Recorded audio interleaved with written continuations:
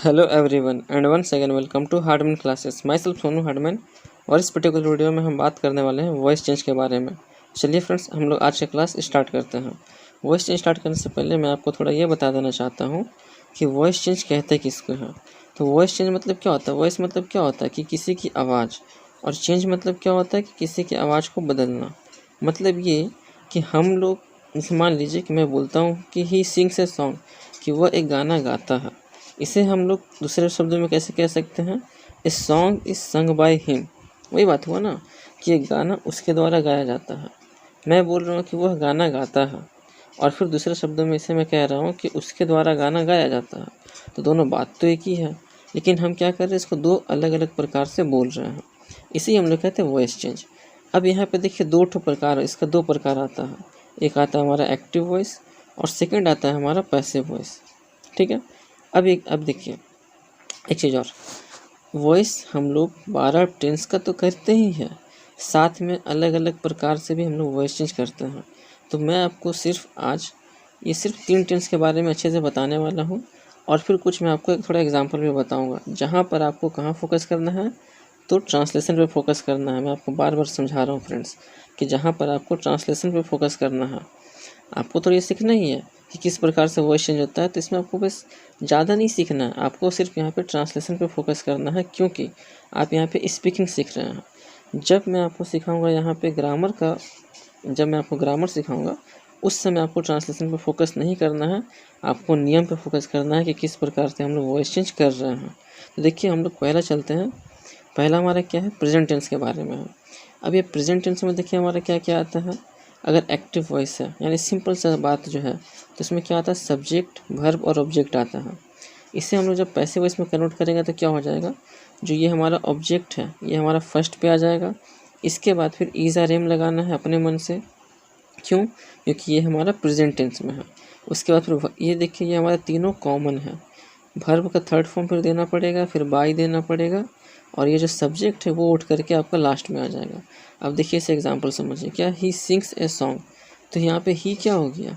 ही हमारा हो गया सब्जेक्ट, सिंग्स क्या हो गया? ये हमारा हो गया वर्ब, और ए सॉन्ग क्या हो गया? तो ये हमारा हो गया ऑब्जेक्ट। अब इसे ट्रांसलेट कैसे कर रहे हैं? देखिए पैसिव वॉइस में तो क्या हो जाएगा? ए सॉन्ग, ये हमारा क्या ऑब्जेक्ट है जो पहले आ गया, फिर इज आर एम में से एक हमारा इज लग गया, फिर वर्ब का थर्ड फॉर्म।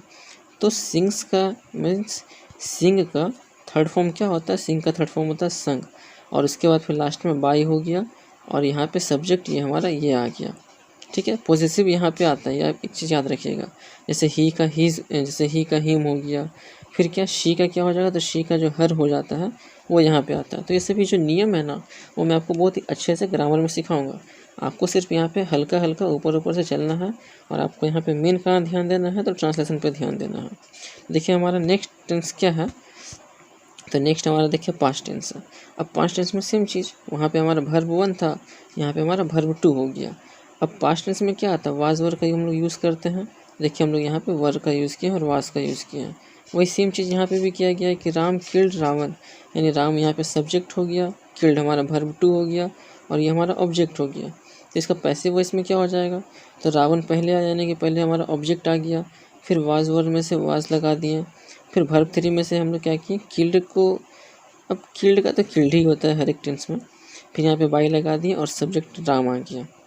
उसी प्रकार से देखिए हमारा फ्यूचर टेंस में बस कुछ नहीं है, यहाँ पे हमारा शैल विल है, और इसको सब चीज़ सेम किया गया। तो यहाँ पे थोड़ा सा अंतर क्या है कि शैल विल के साथ बी का यूज़ किया जाता है।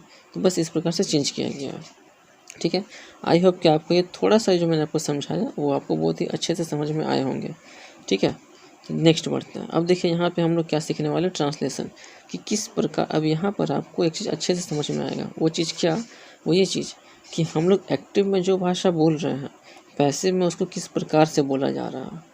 फिर तो ट्रांसलेशन तो आपको सीखना ही है, लेकिन यहाँ पे आपको मेन चीज़ ये सीखना है ना कि हम लोग एक बातों को दूसरे प्रकार से कितने रूप में बोल सकते हैं। ठीक है। तो अब देखिए मैं आपको इसका ट्रांसलेशन दिखाता हूँ कि किस प्रकार से वॉइस को चेंज किया जा रहा है। देखिए हमारा एक्टिव वॉइस में क्या है? वह गीत गाता है। क्या है? वह गीत गाता है। अब इसे हम लोग दूसरे भाषा में किस प्रकार से कह सकते हैं? सेम चीज़ को, उससे गीत गाया जाता है। बात तो वही हुआ ना, वह गीत गा रहा है या फिर उससे गीत गाया जाता है, बात तो वही हुआ। अब इसका ट्रांसलेशन देखिए क्या हो जाएगा, he sings a song, he sings a song, और इससे क्या हो जाएगा, a song is sung by him. बस कुछ नहीं है फ्रेंड्स, वॉइस चेंज में ना कुछ नहीं है, सिर्फ एक भाषा को दूसरे भाषा में बस कन्वर्ट करना है।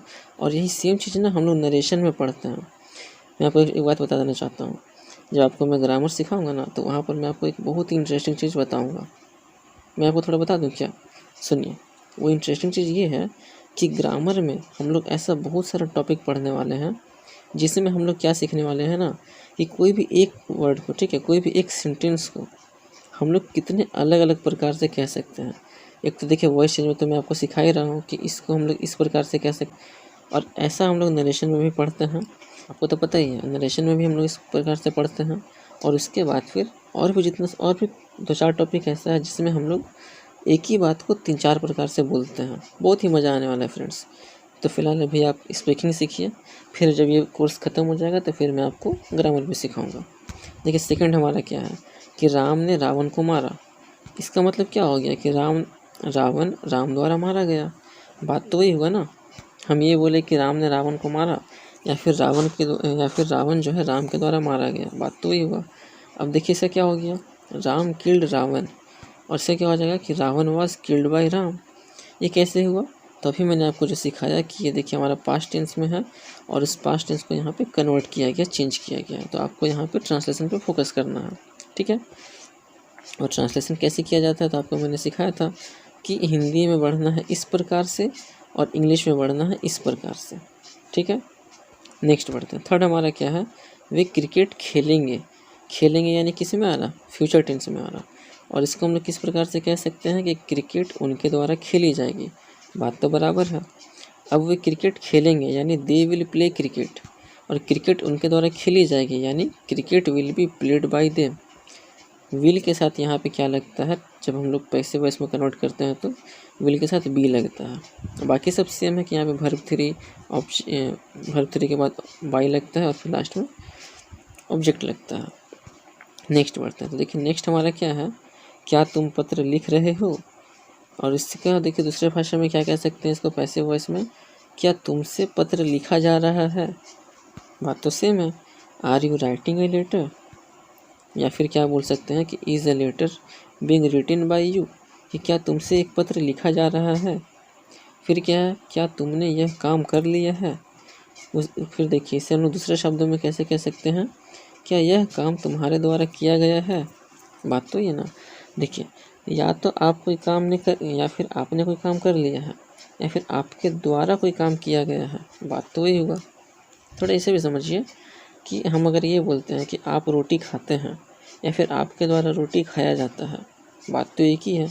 हम क्या कर रहे हैं, थोड़ा घुमा करके बोल रहे हैं, लेकिन बोल तो रहे एक ही बात को ना। इसका ट्रांसलेशन देखिए क्या है, have you finished with this job, यानी क्या तुमने यह काम कर लिया है, और क्या यह काम तुम्हारे द्वारा किया गया है, यानी has this job been finished by you. बहुत ही इंटरेस्टिंग टॉपिक है फ्रेंड्स। नेक्स्ट हमारा क्या है, मजदूर नहर खोद रहे थे, यानी मजदूरों द्वारा नहर खोदी जा रही थी। बात तो सेम है। क्या हो जाएगा इसका translation, labourers were digging a canal. Canal मतलब होता है नहर खोदना, ठीक, नहर होता है, और खोदना का होता है डिगिंग करना। अब देखिए क्या है यहाँ पे कि मजदूरों द्वारा नहर खोदी जा रही थी। इसमें क्या हो जाएगा कि एक canal was being dug by you. अब देखिए जो डिग है ना, डिग मतलब होता है खोदना, ठीक है। डिग मतलब क्या होता है, खोदना।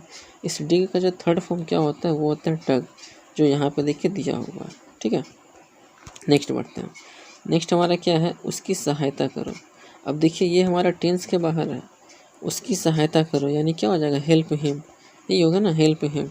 और फिर क्या है, तुम यानी अपने द्वारा उसकी सहायता होने दो, यानी क्या, लेट हिम बी हेल्प्ड।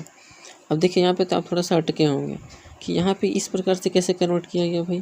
तो ये समझिए, ये हमारा टेंस के बाहर आता है। मैंने आपको बताया था ना कि 12 टेंस का तो होता ही है, साथ में अलग से एक्स्ट्रा भी बहुत सारा होता है, जिसमें हमारा पहला है लेट।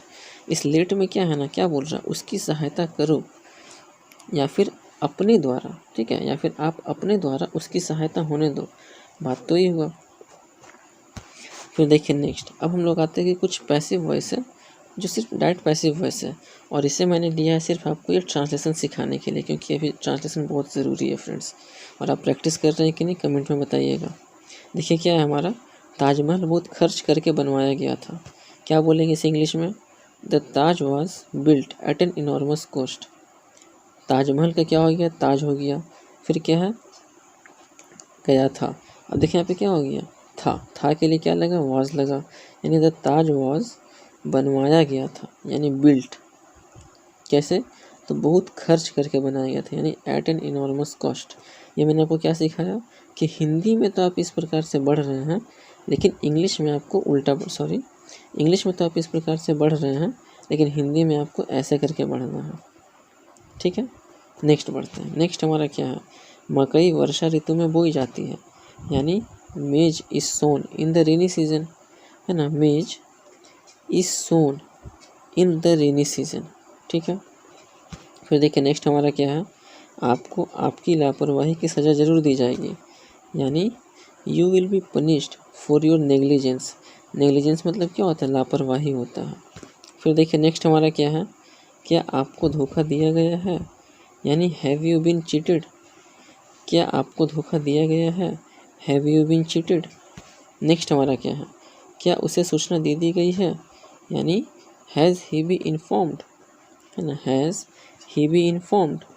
ध्यान से देखिएगा, आहिस्ता आहिस्ता, अच्छा रहेगा।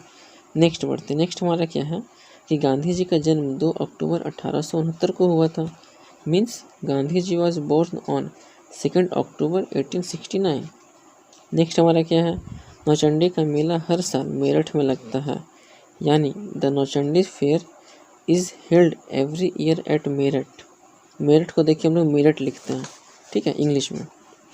नेक्स्ट हमारा क्या है, उन्हें आपसे मिलकर खुशी होगी, यानी क्या हो जाएगा इसका कि ही विल बी, क्या हुआ, उसे आपसे मिलकर खुशी होगी, यानी he will be punished to see you नहीं होगा ना, गलत टाइपिंग होता है ना, ही विल बी प्लीज्ड होगा। ठीक है फ्रेंड्स, यहाँ पे पनिश्ड नहीं होगा, यहाँ पर प्लीज्ड हो जाएगा कि he will be pleased to see you. Pleased मतलब होता है खुशी हो, मतलब खुश होना होता है, प्लीज मतलब, पनिश्ड गलती से हो गया था। स्पीड में बोला ना मैं आपको कि आजकल थोड़ा सा ध्यान वाला कहीं भटक रहा है। फिर देखिए नेक्स्ट हमारा क्या है, यह कहा जाता है कि शिवाजी भगवान शिव के अवतार थे। यहाँ पे ये पनिश नहीं होगा, ठीक है फ्रेंड्स, यहाँ पे क्या होगा, प्लीज़ होगा। आपको फिर से बता रहा हूँ, क्या होगा, प्लीज्ड हो जाएगा। ये देखिए क्या बोला जा रहा है कि यह कहा जाता है कि शिवाजी भगवान शिव के अवतार थे। इसका इंग्लिश में क्या है कि इट इज़ सेड दैट, यह कहा जाता है कि Shivaji was an incarnation of Lord Shiva. Incarnation मतलब होता है अवतार, ठीक है, इनकारनेशन मतलब क्या होता है, अवतार होता है। फिर देखते हैं नेक्स्ट हमारा क्या है, तो नेक्स्ट हमारा कुछ नहीं है। So thank you friends, Radhe Radhe. I hope कि आपको आज क्लास अच्छा लगा होगा। और मैं आपको एक बात बता देना चाहता हूँ कि आपको क्लास जैसा भी लग रहा है आप मुझे कमेंट कीजिए, ताकि मैं अपने नेक्स्ट वीडियो में उस गलती को इम्प्रूव करूँगा जो इस वीडियो में मैंने कुछ थोड़ा सा भी गलती किया है। ठीक है, चलिए अब मैं आपको मिलता हूँ कल एक नए वीडियो में। जब तक के लिए till then goodbye, Radhe Radhe.